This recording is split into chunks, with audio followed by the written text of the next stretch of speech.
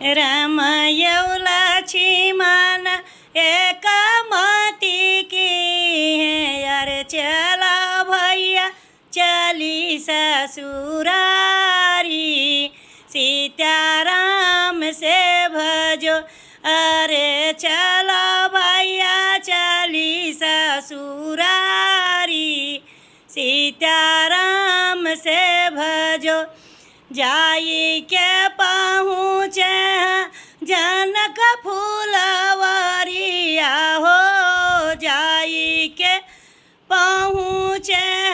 जनक फूलवरिया अरे सीता रखवई फूलवारी सीताराम से भजो के करियाऊ तू बारी दुलारी अरे के करी रखवऊ फूलवारी सीताराम से भजो राजा जनक जी का